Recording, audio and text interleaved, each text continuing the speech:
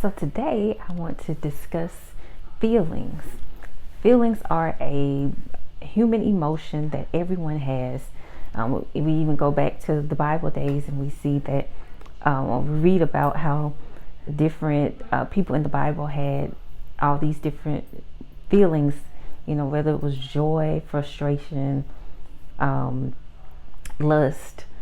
Everybody, they were just like us. They had feelings just like us. And Jesus as well, he had feelings. Nowadays, when we think about feelings, sometimes they can really be looked at negatively. We really need to be aware of our feelings. We're coming up on the same type of things over and over, and you have a certain reaction to certain things, then that can really tell you something about yourself.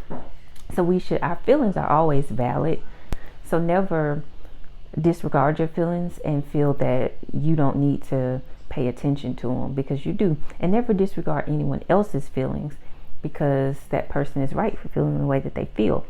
Now, a lot of times our feelings can be wrong. They can steer us in the wrong direction. Sometimes we feel like we're offended at things that people do because we just jump to conclusions. So we always want to make sure that we are in tune with our feelings and that we are not allowing our feelings to steer us into the wrong direction. Feelings are on a whole spectrum. There's good over here, and there's bad, and there's everything in between. And then there's that neutral, common, thing where it's like you don't feel no way. As we say nowadays, I don't feel no way about it. Like, it is what it is, unbothered. So we can feel that way, and we can also just feel to the extreme, like too overly. We could be very, very excited, or we can be very, very upset, depressed, down.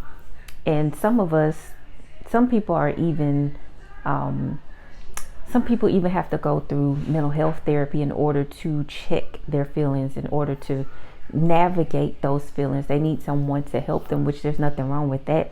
We're all humans, and we're all learning in this journey. We're all on this journey together. We're learning. God put therapists on this earth for us so that they can help us along the way, just like with doctors and teachers.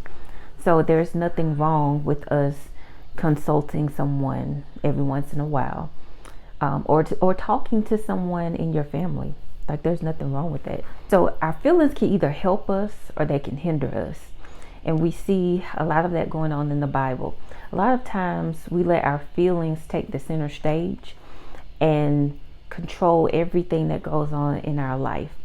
Our feelings will have us undisciplined, and just put us in the wrong spot at the wrong time. You may feel like you don't want to do something. A lot of people say, like, in order for them to have gotten to that place that they're in, where they feel that they are disciplined and they're consistent, like with their eating habits, with working out, with anything really, it takes, what does it take, like 21 days to build a habit or something like that. It takes days and days to build that up. So you can't go by, oh, I don't feel like doing that today. I don't feel like getting up. I don't feel happy. I don't feel, I feel bad today. I have learned in my life that when I don't tell myself, I don't feel, I don't feel like getting up, I don't feel like doing this, doing that, things just start working out better. Like, I feel like I have more energy. I feel like I'm just more productive when I don't tell myself, oh, I feel like I can't do this. I feel like I don't feel like I want to do that today. So I have done less and less of telling myself that, and I just start to just do it. Now, don't disregard your feelings, like I was saying earlier. Don't disregard them as your body not telling you something helpful, because the way that you feel it can be that your body is trying to let you know something, So if you do feel tired, listen to your body. It's the way that we feel. Our emotions are a gift from God, but anything that God gives as a gift can also be something that can be your hindrance. So we want to make sure that we are navigating the feelings correctly. This all reminds me of the movie.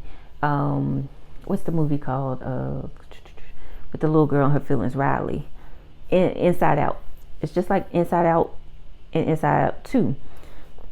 And so Riley is trying to navigate life and trying to, she's growing up and she's figuring things out. And her emotion, from the moment that she's born, her emotions take center stage.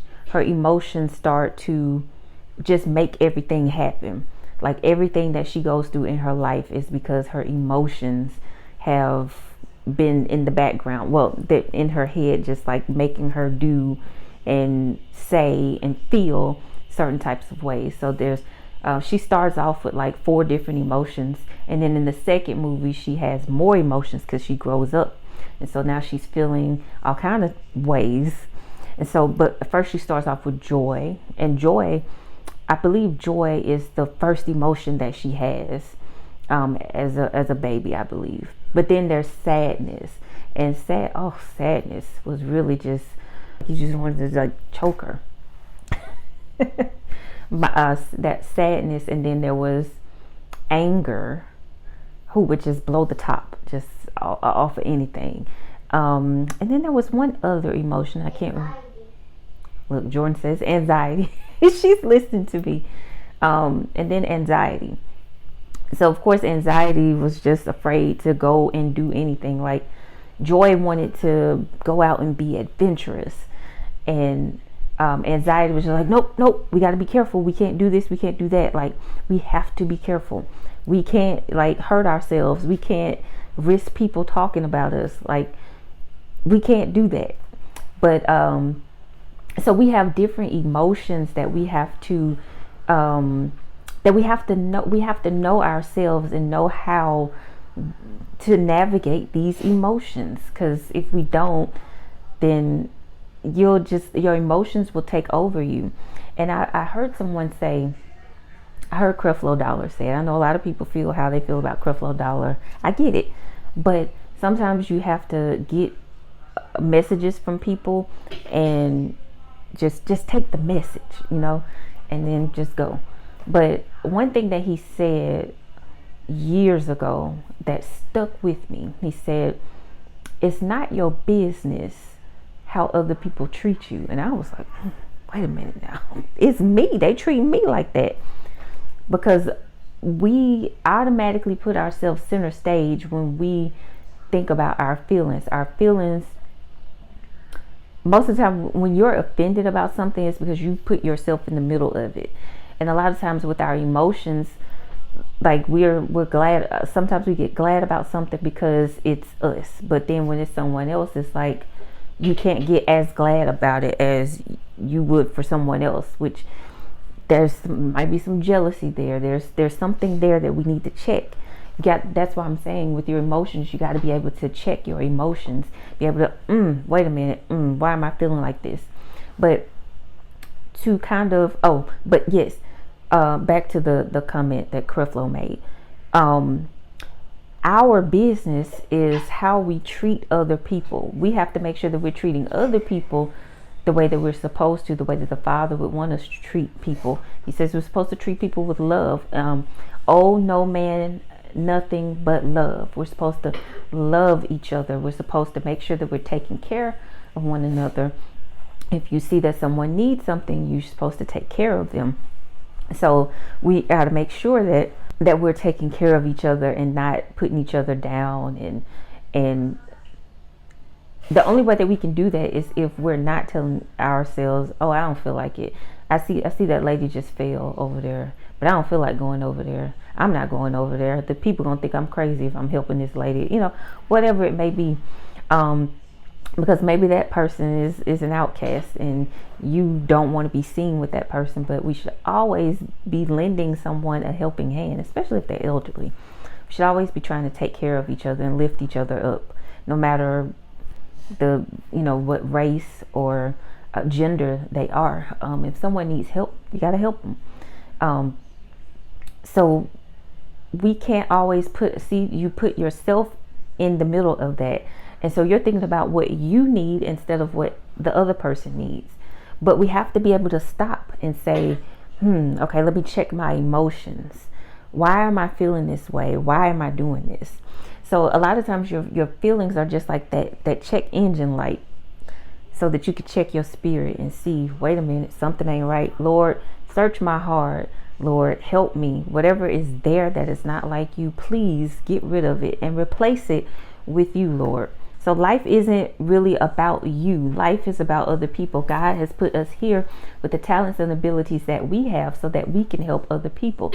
And our feelings are something that we have in this life that kind of gets us off on the wrong path. It could very much get us off on the wrong path. We could feel like, oh, well, I'm not going to go do that. Like God may send you somewhere to do something, like Jonah. God sent Jonah to go and help the people. I think it was of the people of Nineveh. I believe that's where he was going. But he was like, I don't want to go there, because those people, they don't care nothing about the Lord. They don't want to hear what I got to say. I don't want to see them saved, and I ain't going. I don't want to. So Jonah took the way that he felt about the people and made that his stumbling block. He put that in front of what God wanted him to do. He put that in front of God's will for his life. He was a prophet, and he was supposed to go. A prophet is supposed to go speak to the nations. Like wherever God sends you is where God sends you. But he let the feelings that he had for those people come in between that, and God had to be like, wait. It says, you're not going to check your feelings. I'm going to check your feelings, right? So we know what happens with the whale and all that stuff. But life isn't really about you. It's about God taking you with your talents and your abilities and getting you to do something with that. So it's not about how you feel. It's not about, I don't feel like doing that this morning. I don't feel like it. I just need a mental health day. We all feel that way. But sometimes you've got to check your emotions and just be like, look, it's not about me. I just got to keep pushing. They said the best thing for you to do when you are going through something is to just get up and help other people, because that's going to help you to feel better. That's going to help push you to your breakthrough. You're going to see that your problems that you feel that you have are not as bad as how you're making them out to be. So some examples of some other people in the Bible, because we talked about Jonah, with just feelings, okay? Just people in the Bible and examples of feelings. So there's Adam. So Adam and Eve ate from the tree. Eve spoke to the serpent, and the serpent, beguiled her, as she said, he deceived me. The serpent deceived me. She gives some of the fruit to Adam. They sow their fig leaves because they know they're naked. So they sow their fig leaves so they can cover themselves. They try to go ahead and cover, the sin that they did. We do that a lot of times. We're like, we got to cover this up because we feel like God can't. So it's just our nature to try to fix things. They tried to fix it. Well, God ends up calling Adam, and he says, he's like, Adam, where are you? And Adam's like, oh, well, I was afraid. I heard you calling me, but I was afraid because I knew I was naked. It's like, I didn't want you to see me naked. Like, he's the one who made you. You was afraid for him to see you naked, but that's us. So he felt afraid. Adam felt afraid. That was his feeling there, right? Cain felt angry because God did not look on his offering with favor. He looked on Abel's offering with favor, but he didn't look at Cain's offering with favor. So Cain was angry, and then we know what happens. Cain was angry, and then Cain killed Abel, his brother. Jordan is chiming in. So yeah, Cain killed Abel, his brother, because he was jealous that God looked at the sacrifice, the offering that he gave. God didn't look at his offering as pleasing, but he looked at his brother's offering as pleasing. So he was angry about that. So he killed his brother. All right, now Colossians 3:8 says, but you must now put them all away: anger, wrath, malice, slander, and obscene talk from your mouth. So right there, that verse alone tells us something about men and women of God. So if you're ever wondering if someone is really who they say they are, just think about this verse. Think about the things that they say and think about how they are. It says you might put away anger, wrath. You should put away anger, wrath, malice, slander, and obscene talk from your mouth. So we all know what that means. You shouldn't be angry at people. You shouldn't be trying to go back, go and get people for things that they've done. You shouldn't be speaking horrible words from your mouth. You should negative talk that should be out the window. Now we're human, so things are going to slip sometimes. We're not always going to be saints and angels. We can't, because nobody is perfect but Jesus Christ, who also had feelings because he came in a human vessel. God came in a human vessel, and so he didn't have any sin, but he still had feelings just like we do. Now Paul said, don't let the sun go down on your anger. So that just means don't spend all day being angry. Okay? When it's time to go to sleep, you need to be getting that out because if you continue to be angry and to live in that anger, you're going to let it consume you. And then you're going to be like, I hope not. Then you be like Cain, and the sin be crouching at your door. Remember, God told me the sin is crouching at your door. You better get yourself right. Check your emotions, right? The Bible tells us over and over again to not fear and not to be anxious. Those are our emotions, our feelings. Like we can feel angry, we can feel fear, we can feel anxious. We could feel anxious and we could feel fear. Adam felt afraid when he thought that God was naked. He was afraid. But when we feel these particular ways, we need to make sure that we're checking our spirit, and we need to make sure that we're checking ourselves and saying, hey, why do I feel this way? Like, just do it. I'm gonna do it too. There's a little exercise during the week, like when you start to feel a certain way about certain things, like if it's just an emotion that you feel that's kind of out of the ordinary, try to check yourself, like, oh wait, Holy Spirit, why am I feeling this way? Why did I do that? Why did I react that way? Why do I feel this way? What is that feeling that I'm feeling? Where did that come from? A lot of times we develop our feelings we develop our current feelings because of things that happened in our past.